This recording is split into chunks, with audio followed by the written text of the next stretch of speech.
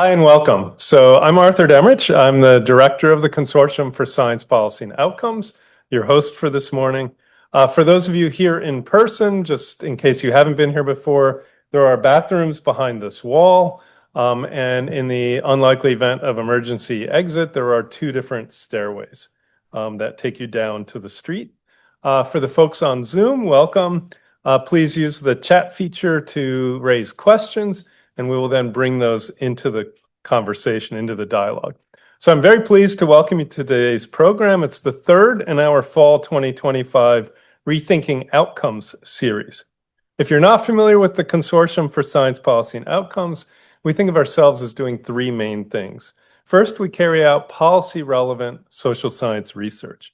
So that includes projects on the history of U.S. science and tech policy, developing and sharing new methods and tools for science and tech policy that focus on improving implementation as well as community engagement and participation. And we collaborate with agencies and other think tanks on policy design work. The second thing we do is to train the next generation of policy professionals. So that's through ASU courses, through collaborations with S&T policy programs, think the AAAS Science and Tech Policy Fellows and other DC-based fellowships, and through a variety of seminars and programs. And third, we act as a meeting ground for science policy implementers. These are the largely unsung people who actually run programs and who take what's kind of handed down from the policymaker on Capitol Hill and turn it into, whether it's research, whether it's program implementation, whether it's technology development, the things that actually change people's lives. And this past year, of course, has been totally tumultuous in S&T policy. But those tensions have been building for quite a bit longer. And our view is that the way forward is through use-oriented science and an outcomes-focused approach to science funding, which, of course, requires understanding outcomes through approaches that measure, and we're hearing about that today, and two-way communication on the societal impacts of research. And so with that, I'm delighted to introduce Susanna Campbell. She's the Provost Associate Professor at American University's School of International Service, where she also directs the Research on International Policy Implementation Lab. Professor Campbell's work sits at the intersection of research and policy, focusing on how evidence can drive real-world impact, particularly in fragile and conflict-affected contexts. Her research has shaped international debates and policymaking for state building, peacekeeping, aid effectiveness, and global governance. So her talk and provocation for discussion today is Rethinking, Measuring, and Communicating Societal Impacts. Susanna. Thanks so much, Arthur. Thank you all. Thanks for being here. And thanks to you who are online joining us this morning. So I'm going to talk a little bit first about what we know about measurement. And it's going to get a little method-y, a little research design-y, but that's really important because this is actually a difficult challenge. It's a real problem, but it's one that we know how to solve.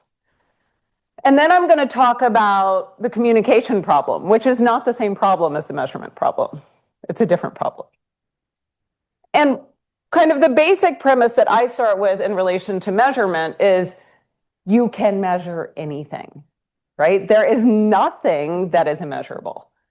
But some things just take a lot more time, a lot more investment, and a lot more nuance to measure than others. So what I'm going to talk about is why measurement matters for any institution trying to actually learn, why measurement matters for any institution trying to demonstrate some return on investment, why measurement matters for us understanding what we're doing, how we're doing it, what's working and what's not.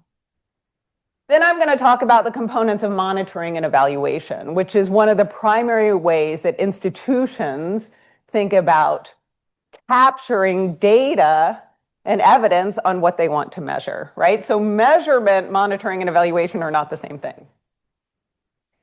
Then I am going to talk about the challenge to measuring institutions for higher education, societal impact. And so this will really focus from a university perspective, but it's relevant across the board. Then I'm going to talk about some kind of basic research design considerations, then some options, how we can think about when we're trying to measure and monitor different things, what we're actually capturing and what our options are. whether we're talking about something that's causal, we can talk about causation if you want, or whether we're talking about something that's maybe just a kind of general association. And then I'm going to talk about options for communicating societal impact. And we're going to talk about what the difference is and what might be similar, and where the real challenges are today in pursuing a kind of broader effort to more effectively measure, monitor, and communicate the societal impact of research, as well as that of any research supporting institutions. So why measuring societal impact matters? One, it enables learning and adaptation, improving impact. Right, so I track every single hour of my day, right? It's kind of weird, but I do it in part because I have the things that I want to do, and then I have the things that I'm actually doing. And if I can compare the two, then I can see where there's alignment or misalignment. Tracking how I spend my time is a measurement. So when we actually measure what we're doing, we're able to say, I thought I was doing this. Am I actually doing it? For teams, getting regular inputs into what you're doing, is it working, isn't it, is essential for learning. Learning is not just about the intake of information. Learning is about intaking information, assessing it, and saying, am I meeting my aims or not? And do I need to adapt or not based on that information? So measurement and monitoring is essential for learning and adaptation. Otherwise, you're just making it up, right? Second, it enables you to capture the engagement necessary for impact, enabling any kind of institution of higher education or research supporting institution to support and reward the engagement, the broader impact. In other words, what this means is that if, as a professor, my kind of broader engagement efforts, my efforts to communicate my research to the broader world are not monitored, are not measured, then they cannot be rewarded. Furthermore, the effort, the time, and the energy that it takes to do that will not be understood. So it will be undervalued, under-rewarded, misunderstood. So finally, it supports a basic justification of return on investment. If we can't measure it, if we can't monitor it, then we can't demonstrate its value. So just saying, research is good for public. It gives us a broader public good. It has a broader societal impact. There may be some evidence to support that, but we need to be prepared to try to gather and show it. And we need to understand the conditions under which it's likely to do that and the conditions under which it may be less likely. So we can try to foster those conditions. So to kind of get into the nitty-gritty here, when we talk about monitoring, so measurement is like, the time example. A measure of time is a minute, right? Monitoring is a process of gathering information on the things I want to measure. So this is the terminology in standard monitoring and evaluation. Let me just see a show of hands. Who does monitoring and evaluation? That is helpful. Okay, great. All right, so here's the basic terminology, and this is important because I'm gonna talk to it. So inputs are what the project does, right? So implements, promotion and tenure reforms, and how it does this, engages a broad group of faculty. So the input is the thing you're doing. This workshop is an input, right? It also is an output, the thing that is done. Did I have a question? No? Okay. Then intermediary outcome is progress toward the type of change that you want to see. Outcome is change that aligns with the project objectives. So in line with this workshop itself, all the kind of time and energy going into organizing this workshop is an input. The output is the occurrence of the workshop. The outcome is the change that you expect to see as a result of the workshop. The impact is the longer-term change. And what's really important is that when we get into measuring things and when we get into monitoring things, we have to begin breaking it down. What's the thing that we're focusing on? And how do we know when we're making progress in that direction? If you don't know what you did or how you did it, you will not be able to take credit for doing it, learn from it, or assess its impact. And this is how you begin to think about doing that. There are kind of two types of evaluation. So if monitoring is gathering data on inputs, outputs, outcomes, and impact, evaluation is assessing, using those data to assess whether what you did achieves your outcomes. So it's aggregating, it's your more aggregate analysis. And there are kind of two different ways of thinking about that. One is a basic assessment of intermediary outcomes with the aim of improving what you are doing, right? So it's really trying to feed information back into the team, trying to support learning. These are the different terms. I'm happy to go into all this more, but I'm not going to spend too much time on it. So formative evaluation, developmental evaluation, process evaluation. These are all ways of thinking about how do I actually provide a systematic analysis of what I'm doing while I'm doing it to try to improve and learn. The assessment of impact uses different approaches. And the assessment of impact is based on the idea that I am not interfering necessarily in the programming. I am kind of stepping back and objectively assessing, has this workshop series achieved what it set out to achieve?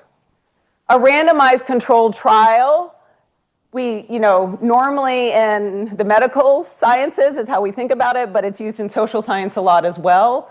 You just have to be able to randomize the assignment of treatment, which means if we were doing it for this workshop, we would say, hey, maybe we have two different workshop strategies, and we are going to randomly assign who gets one strategy versus another. As you see, that can be very costly, right? Then you have to kind of contort how you would normally organize the workshop. So there's some real costs, but if the difference between the workshop is just via random assignment, then you know that any other effect can be attributed to the workshop. There's quasi-experimental designs, which are as if random assignments. Happy to talk about those a little bit more.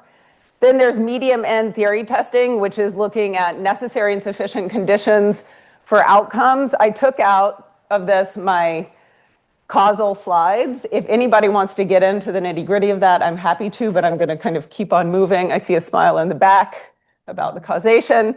Then there are case studies, which is process tracing, comparative case studies, and participatory methods. And why I wanted to show this is that often when we think about evaluation, people say, well, if you can't do a randomized controlled trial, you can't evaluate it, right? That is not true. It depends on how you think about inference. It depends on how you think about causality. All of these designs have strengths and weaknesses. And one should look at what you're trying to understand, what you're trying to measure, what you're trying to evaluate, and find the right design for it.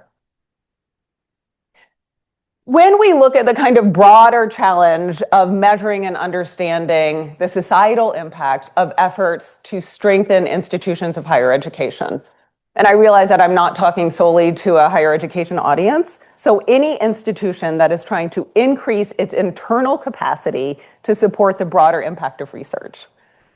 There are three different components. One, we're trying to strengthen the IHE capacity to translate research, not only to do it, but to translate it.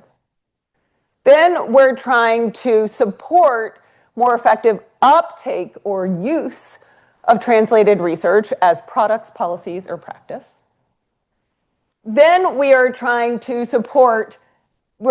facilitate that uptake having a broader societal impact of the product, policy, or practice. This right here, for the institution trying to actually facilitate its ability to better translate research, then the uptake of the translated research depends on factors that are actually beyond its control. So as you're thinking about what you're doing, whether or not a policymaker decides to use my research or not is not in my control. There are things that I can do, to facilitate that, but that means that maybe I don't want to measure my success based only on whether they uptake it. Maybe I want some intermediary outcomes, right? Some things along the way that show that I might be going in the right direction. Then, even if research or evidence are used in policy practice or a product, and of course, we all know that those are never 100% based on research and evidence, right? Even that, the societal impact of the research can be positive, it can be negative, it can be neutral. It's very difficult to isolate exactly what the research did as compared to other components. And so it really is quite challenging here, and there are many factors beyond the control of even those advancing the product, policy, or practice. So what do we do? From a social science perspective and a measurement perspective, we break it down. So in thinking about trying to strengthen the capacity of the institution that's trying to translate the research, we want to measure changes in the capacity to support broader engagement to those who might use it. We want to measure and reward engagement. We want to measure the relevance of the research we're doing to external actors. Then moving on to trying to understand the factors that lead to the uptake of this research in a policy, practice, or product. We want to measure the initial uptake as integration of the research in decision making. You could do another incremental measure, which is, are they even reading it? Are they even opening the email, right? We want to measure the sustained uptake as change in policy, practice, or product. That's a kind of measure that it looks like our use strategies may be working because people are actually really integrating it into a policy. Then we want to measure the alignment between that policy and some broader societal need. So you can have research uptake here, but it may not have the broader societal impact if there's no alignment. Then we want to measure the degree of adoption of the policy, practice, or product in the broader implementation space. And then we want to measure the impact of that policy, practice, or product on the actual people who it seeks to impact. Any reactions to this? Yeah. Some of these feel redundant, but maybe like should be moved around a bit. So example, between you got a bunch of arrows, but the one that goes from the first box to the second, measure relevance of research to external actors, sounds very similar to the one a little further down, measure alignment between societal need and policy, practice, or product. So is that a sense of like, we want, like when someone's undertaking a research practice initially, they should have some sense of relevance probably before they get to that point, so I'm trying to understand the distinction and differences between those two. Right, no, really good question. So the question was, what's the difference between measuring the relevance of research to external actors and measuring this one right here, right? Measuring alignment between societal need and policy, practice, or product. Is that here, the thing that you're measuring the relevance around is research. Here, the thing that you're measuring relevance around is policy, practice, or product. You still don't have an impact, even if research is used in a policy, practice, or product. You don't know the impact of that research on society.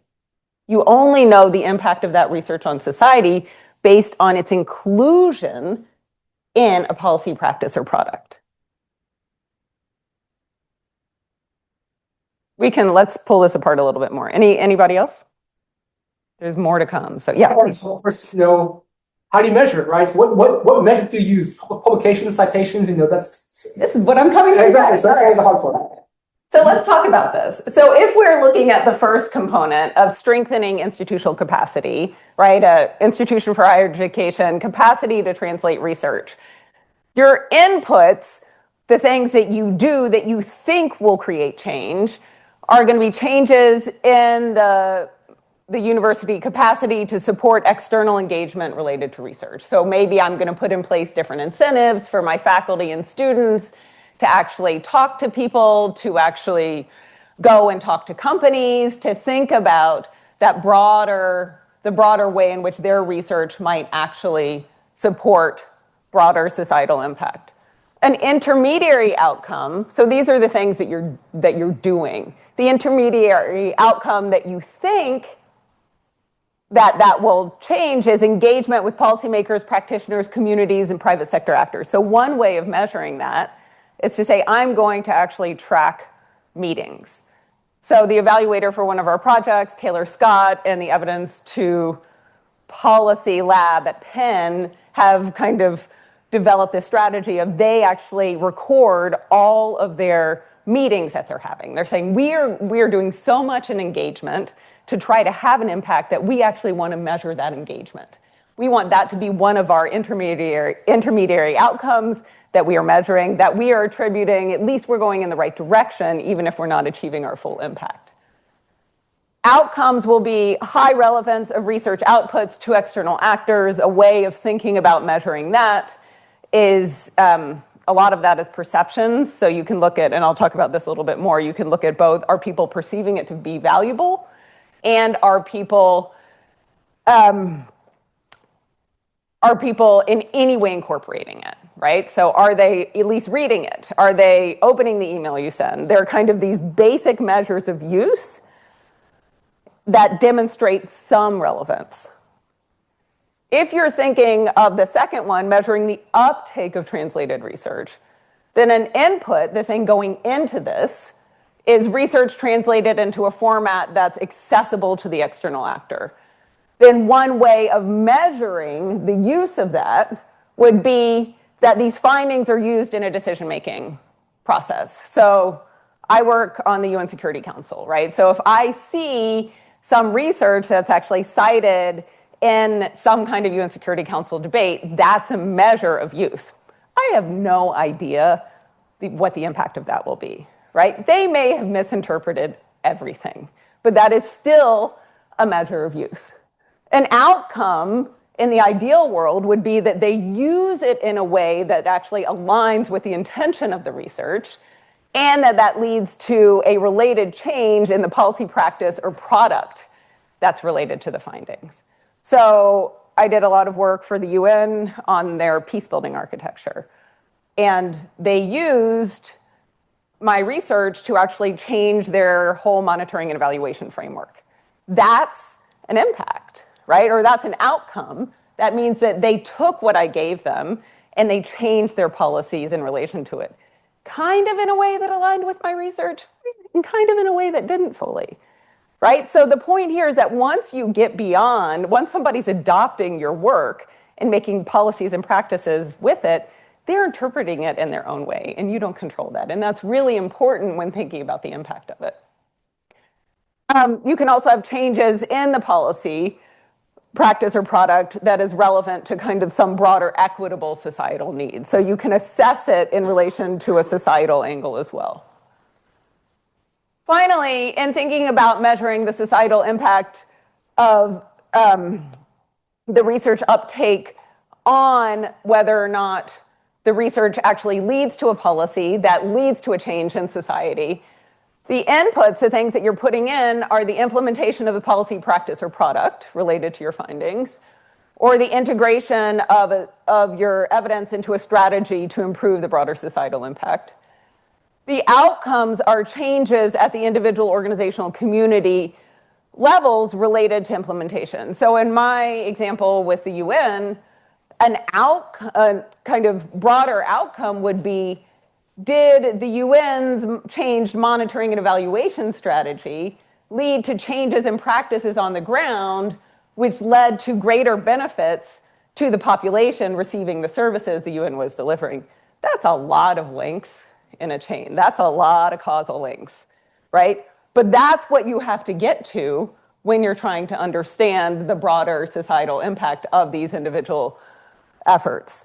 Then the impact itself would be longer-term changes at the individual, organizational, community levels related to the implementation of this policy, practice, or product that integrated the research. So when we're thinking, and now I'm going to go into some of the design options, going into the evaluation side about how you can think about doing this. So in terms of strengthening the university capacity to translate research, what you want to monitor is the kind of what and the how. You want to monitor training, for example, like have we increased the capacity of our faculty, staff, or students to do this type of engagement work? Are we even doing the basic inputs that we think are needed? Second, the engagement efforts that I talked about, are faculty, staff, and students actually doing more external engagement? So all of these are preconditions to any type of success or outcome. Are we actually strengthening our capacity within the organization?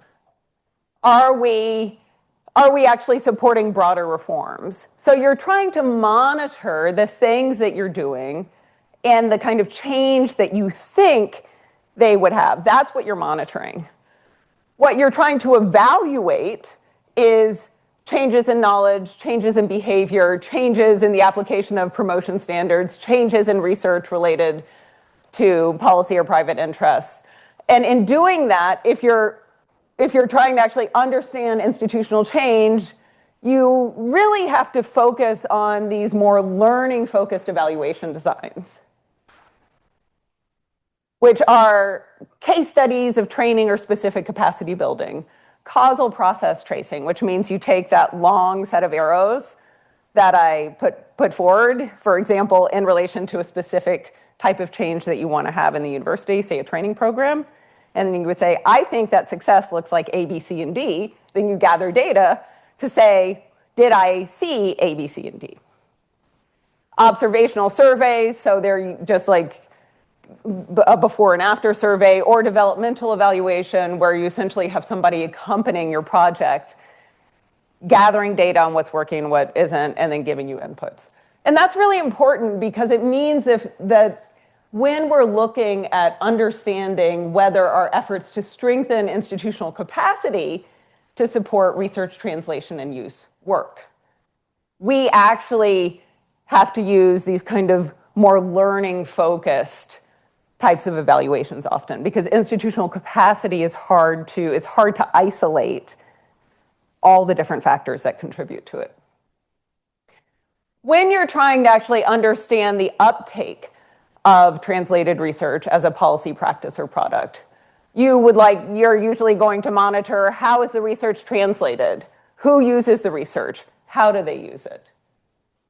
And there you're going to actually need to gather data on your end user, which we all know is a challenge. So when I do research with governments, that means that I have to actually get inside what the government or the UN is doing to understand how they are actually using it. That requires a lot of access. That requires really good relationships. But that's one of the only ways that you can really begin to understand whether or not your work is being used beyond, did they click on my email? Then you want to evaluate to what end are they including the findings in decision-making processes, practice discussions, or product development? To what degree are they changing these policies or practices related to that? And how much are those changes actually relevant to a broader societal need? Question? No? Okay. In looking at that, you have kind of 5 design learning options that I've put up here. So you can do here, because you're looking beyond the organization, you can do the randomized controlled trials and the quasi-experimental, as well as some of the learning-focused types of evaluation. But all of this requires that you really isolate the thing that you're trying to evaluate and understand. You can't focus on the whole chain. You have to just focus on a component. And then when you get to the final piece of trying to understand the broader societal impact of research, right, via its adoption through a policy, practice, or product, then you end up much more in the causal realm, where you're actually trying to isolate via an RCT or quasi-experimental design or controlled case studies exactly what's happening. So I'm going to go into communication because I see we're moving forward with time. So I've just told you, like, there are methods. We can dive in. We could take any component of any project, figure out how to measure it. what the monitoring strategy and what the evaluation strategy is. Is what we're talking about with the communication of research, is this a communications problem? Is it a measurement problem? Is it an impact problem? And basically what the literature on the communications landscape says right now is that a lot of what we're dealing with is a communications problem, not an evidence or impact problem. But the two are not completely unrelated. That we're operating in a sphere where you have a fragmented and polarized media landscape, where the kind of legacy media are not trusted in the way that they used to. So our whole media communications environment used to be set up where it was, elite scholars could communicate to elite policymakers. They were friends, they had relationships, there was trust, and therefore you needed less translation. We're in a very different environment now. You cannot take for granted that people will even think that your research is valid, right? And you cannot use the same methods to communicate it. A lot of the media right now is personality driven by influencers. We see the power of vlogs, of podcasts, of these kind of social media where messages are driven by personalities. So evidence, if used, has to be hidden often within this really nice veneer. And the broader trust in institutions is down. This is a great piece by the Carnegie Endowment for International Peace that talks about this. For expertise to matter, nonpartisan institutions need new communication strategies. So how do we think about communicating, regardless of which type of evidence we use? How do we think about a new approach to communicating societal impact? I think anyone seeking to communicate research more broadly needs to not only gather evidence on what's working and what isn't and what its broader impact is. We need to invest in building our capacity and building trust with new audiences. Via vlogs, via podcasts, via influencers. Think about what are our current modalities for communicating research, period, and who are they reaching and who are they not reaching?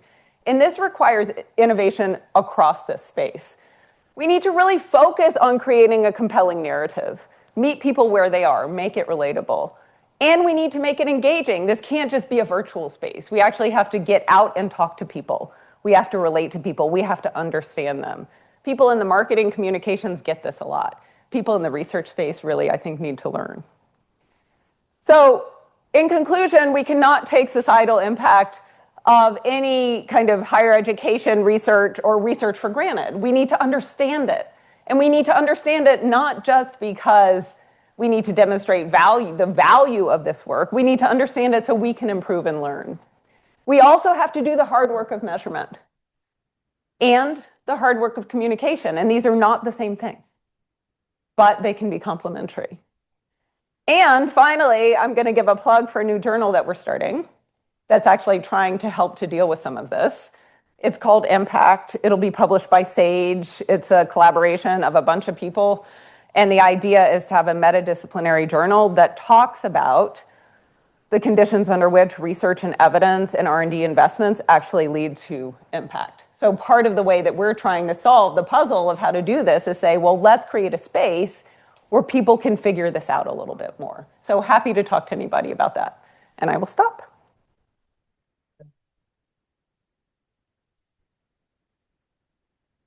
Thank you so much. So we're moving to Q&A. Folks online, please type in a question. And I'm going to take sign of chair's privilege and ask the first question, if I may, which is on your slide of monitoring and evaluation of Institute of Higher Education capacity strengthening. Yeah.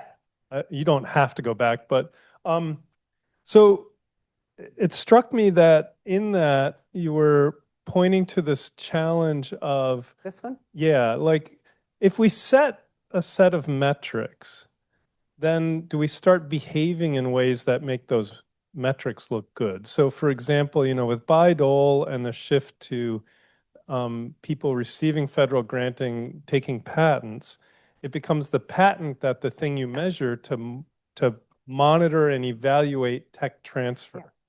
In the 1960s, the academic literature on tech transfer related to universities and industry is about universities creating new manufacturing methods collaboratively with industry and then transferring those. So it was much more around tacit knowledge than around the patent. So I'm just curious, like, how do you avoid institutions, say a national foundation that funds science that's here in the DC area, like setting a bunch of metrics that are like, oh, that we can get an objective, quick measure. It's the patent, it's the publication. And how do you get them to do the more complicated ones that you also hinted at? Well, that's a different question. How you get them to do. I think that the point is that what is measured matters. That we know. And so if we're not measuring things that matter, then that's a problem. So I think that one way is to, and look, I don't know how we get different institutions to think about measurement in different ways. I know that you can't short circuit, there's no shortcut to doing the hard work of thinking about what's happening, right? And so patents are this perfect example. Whereas essentially, patents are an assumed measure of relevance of research to external actors. But there's nothing in the patent that shows that goes down here or down there, right? So there's nothing that shows that that relevance actually leads to uptake, nor is there anything that shows that it leads to impact. Nor is there anything that shows that actually that's the right patent in the right area. So I don't know, Arthur, how you get organizations to do that, but I know that we need to not be afraid of measurement so that we're like, oh no, we saw what happened with patents, so therefore we're not going to measure. We need to work on measuring the things that really do matter and trying to use those as indicators of success. And that's how you begin to change that culture.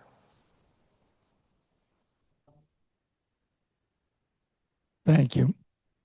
Thank you for a very interesting and I think quite comprehensive view of this, if condensed. I just want to raise a question. We wrote some papers on records of engagement and decision making. Yeah. So I'm thinking about the decision making and sort of what are the traces that remain afterwards, and specifically where there's failure. So the question is not just the decision making, but what happens then in terms of implementation? And that's embedded in what you're showing here. But I think that there may be some increased value to think about better recording and in a sense being upfront with where it did not lead to effective decisions. And why? Right. Yeah, exactly. Yeah. No, I think that's the thing. Once you start doing this, you could break this apart, right, into many more kind of links in the chain, because this is the challenge. One, evidence and research can be used in making a decision. Decisions by definition are compromises, right? Which is why implementation itself involves a ton of decision making, because the decision is always going to be a compromise where all the details are not spelled out. So it's like an incomplete contract, where the people doing implementation then are actually in charge of making a ton of decisions which shape whether or not that policy was the right one in the first place. So all of these are things that you can study. I think we should all do a lot more to study these and think about, well, my research, it was going in this direction. This is what I said, but it was actually used in these ways. And so it was implemented in a way that was actually antithetical to what I found in the first place. And being more open about that, I think, is important, because if we're going in the direction of trying to better understand what we're doing, we need to also be open about what's working and what's not. I think also, just to add to that, it's important for whom has it worked? That's it. And for whom does it not work? That's it. Both in the decision, but most importantly in the implementation. Right. Thank you. Exactly. Thank you.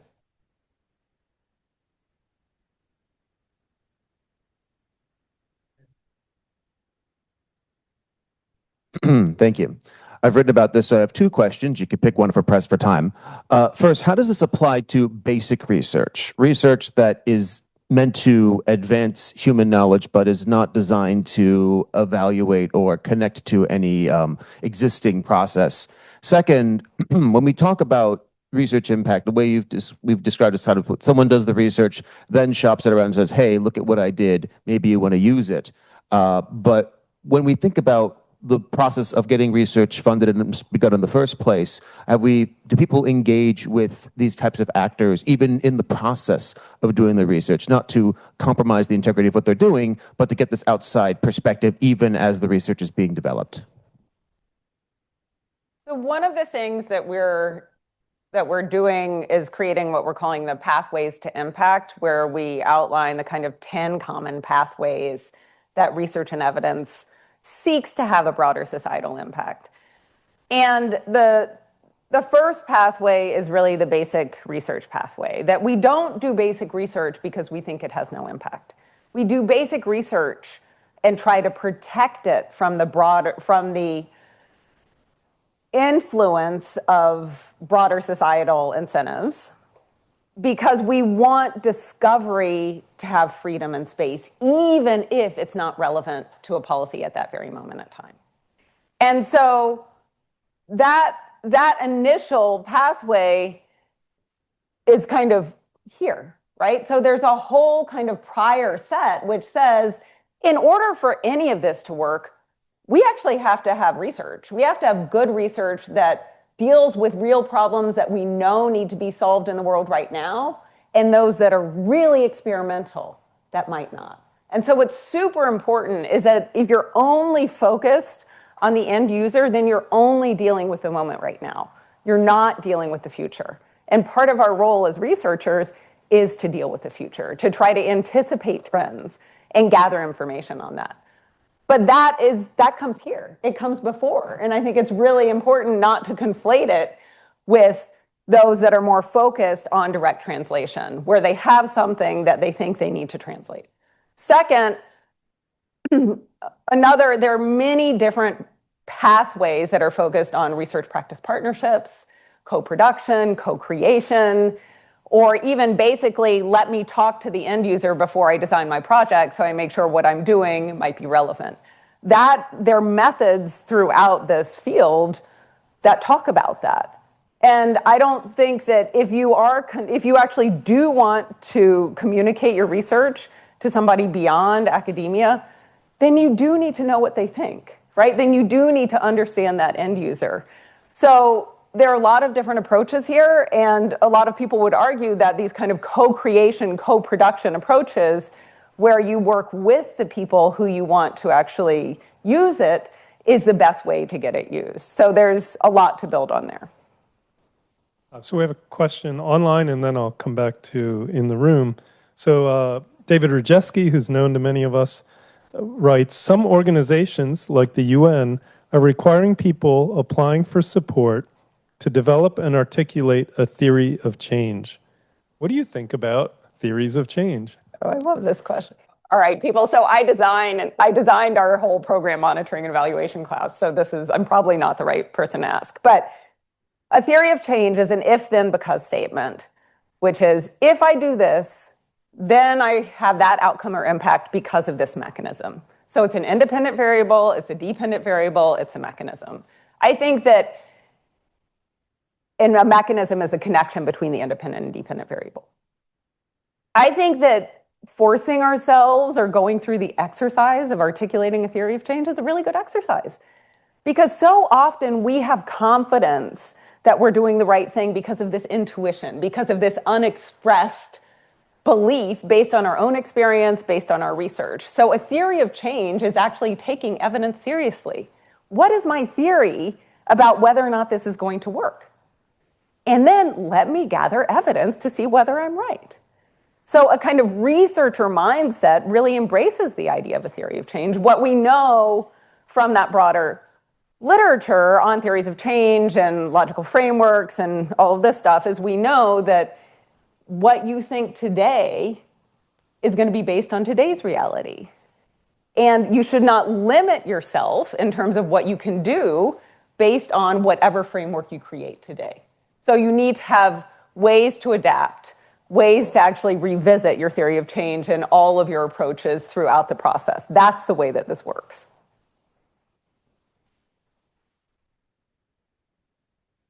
Great, thank you for that. Lawrence Friedel with NASA. Related to theory of change, I agree. I've found that that often makes teams' implicit assumptions explicit so they can discuss them.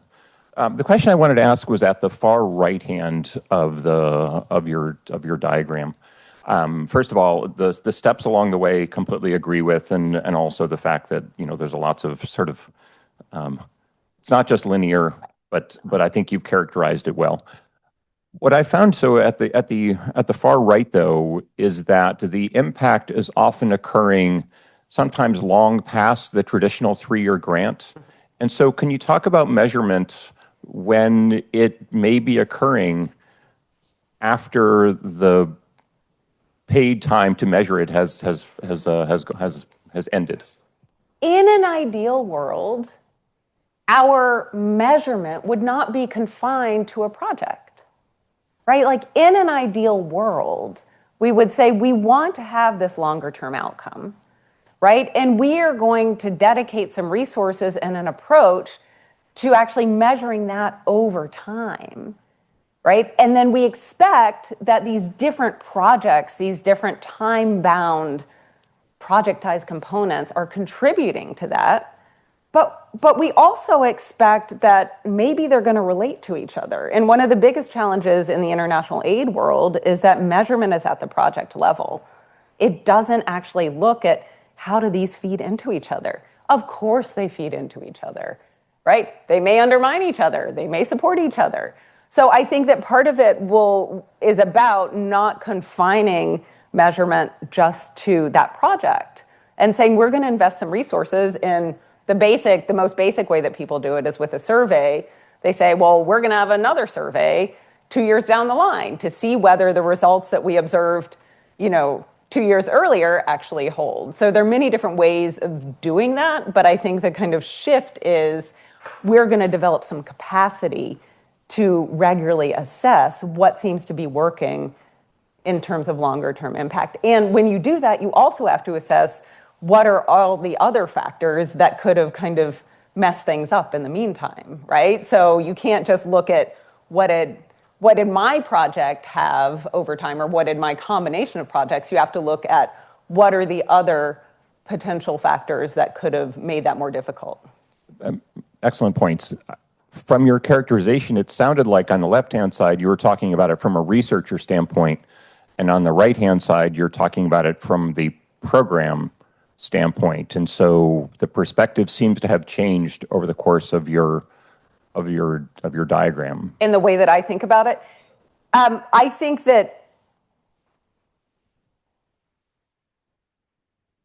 a really good point, Lawrence. I think that there are then two different capacities here that we're thinking about.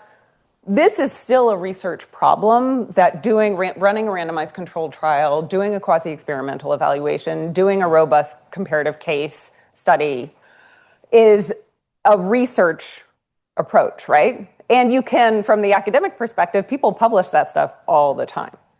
But it's also about building institutional capacity within, and I think that's actually throughout, within the university, within the uptake institution, and within the implementation institution to actually monitor, right? So it's not just the researcher responsibility. Yep. We have 2 more questions in the room and at least 3 online, but let me go in the room first.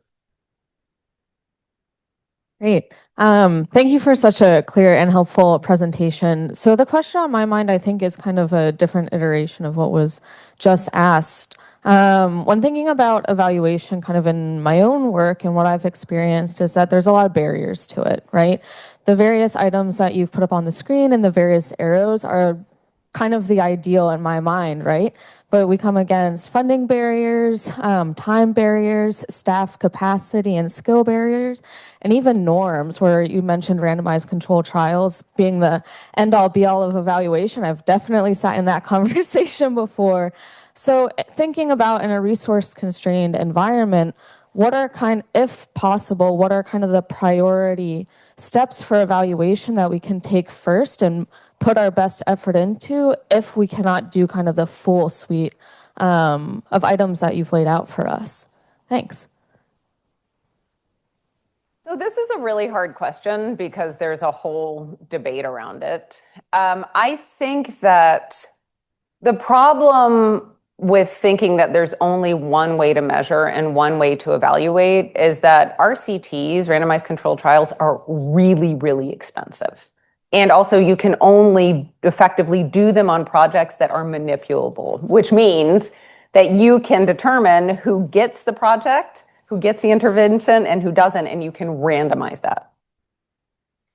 So if we're just thinking about allocating evaluation resources, then we should think about what are those projects around which we have a lot of evidence that we're pretty sure they really work, and doing a randomized controlled trial will give us that last piece of evidence that will really allow us to show that it works. Then do an RCT on those, right? But RCTs, randomized controlled trials, are not good for those things that we're still figuring out, or those things that where you need a lot of adaptation and learning along the way, because the whole point of an RCT is that you have to keep things same across treatment and control and across all units so that you can actually compare. Otherwise, you're treating them with different things. So I think that one is a kind of more nuanced understanding of, if we are allocating evaluation resources, then is the most expensive gold standard option always the best? It's not, right? Because it also has costs. It has big financial costs. And so really understanding that there are a bunch of options, and maybe it's better to do some lower cost options of more things rather than the kind of really expensive one, and try to do that across the board. I think that more broadly in a resource scarce environment, I think we need to think more about monitoring and about our own learning processes as institutions. How do we invest? Like, what kind of data is easy to gather? What kind of discussions can we have? Like, what's a kind of good enough approach that allows us to gather information? And maybe it's about one person who's doing that, right? So whereas we're in a world where it's much easier often to subcontract somebody from the outside than to hire somebody inside. But investing in internal research and learning capacity, there is no substitute for that, because you can have all the evaluations you want and they sit on a desk if there's nobody there who can actually bring them back into the institution. So understanding the kind of full infrastructure needed for this to work and thinking about investments in that.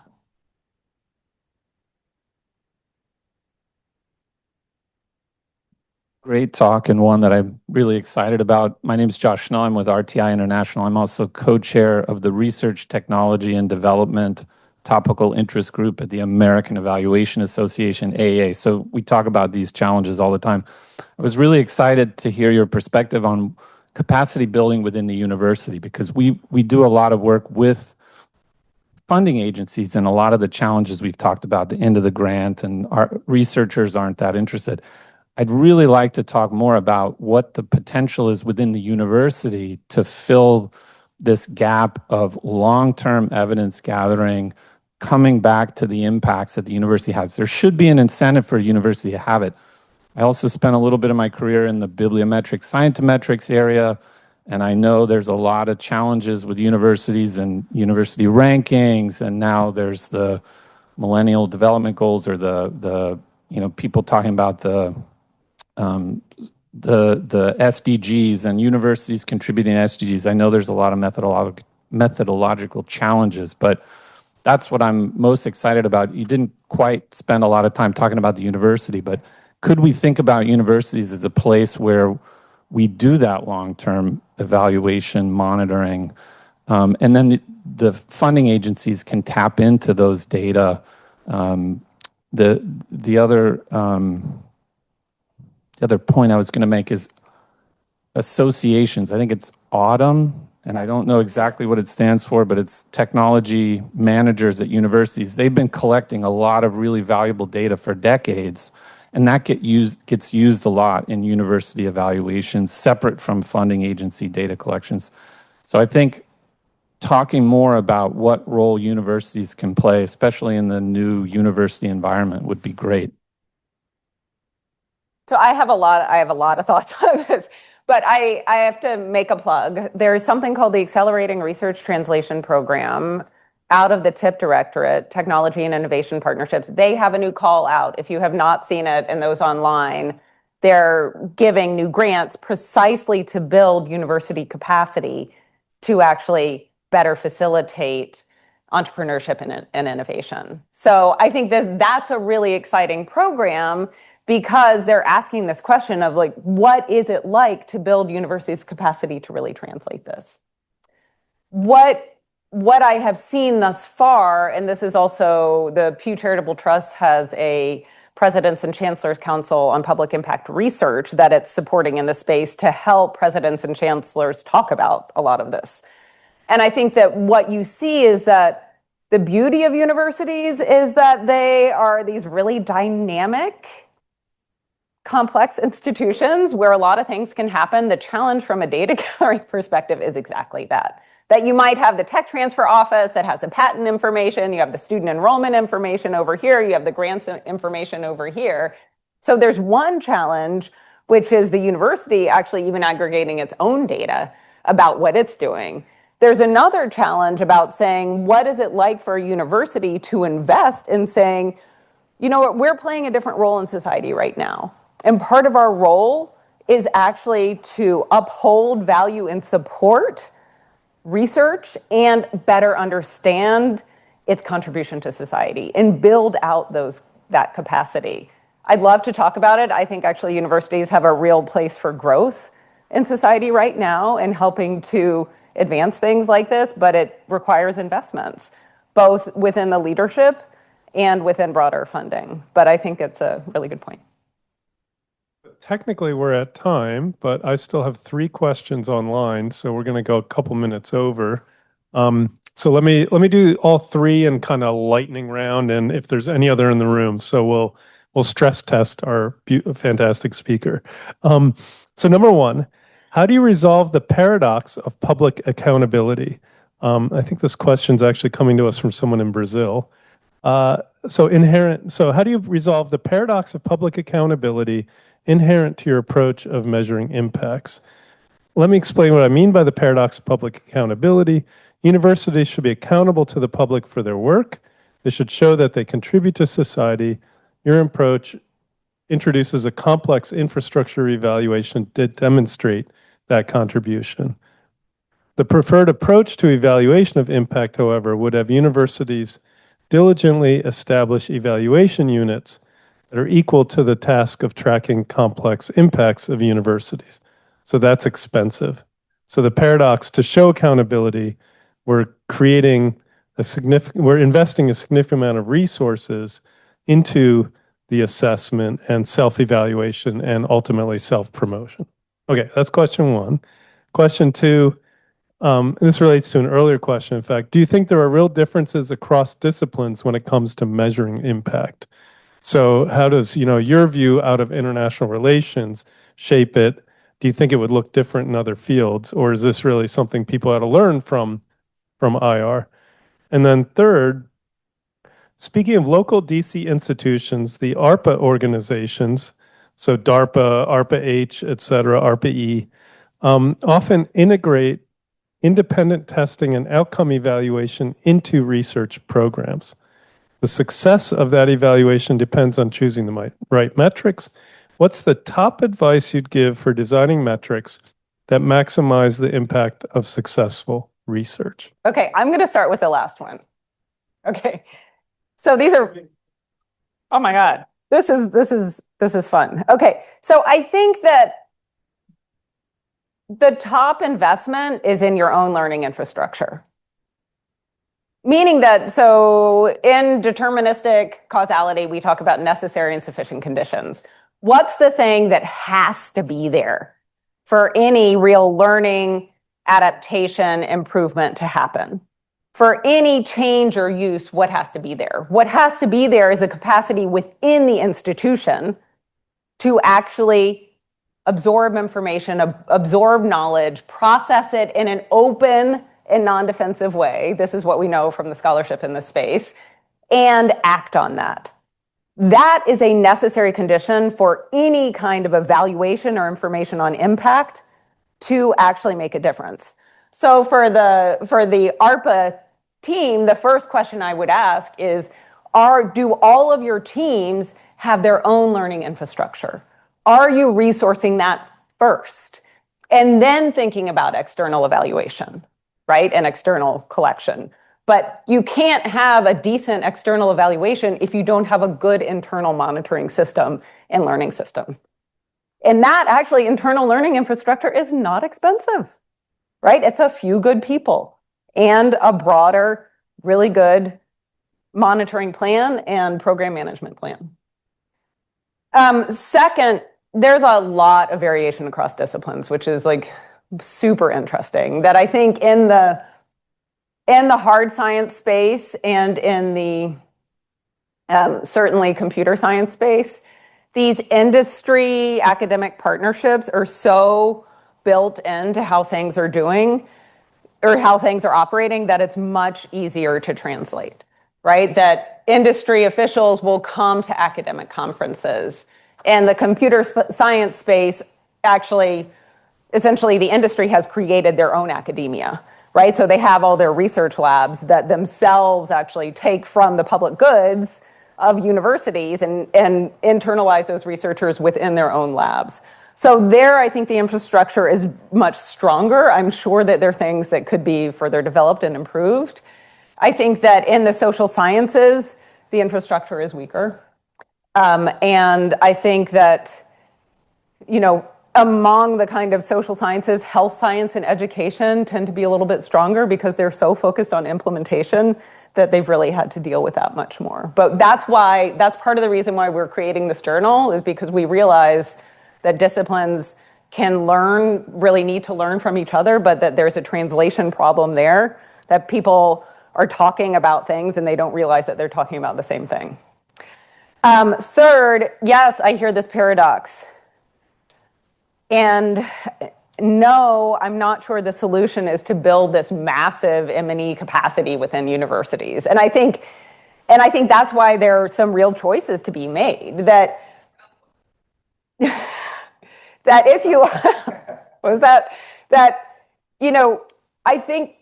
I think you have to ask, where and when do you want to invest the capacity to do rigorous evaluations about impact?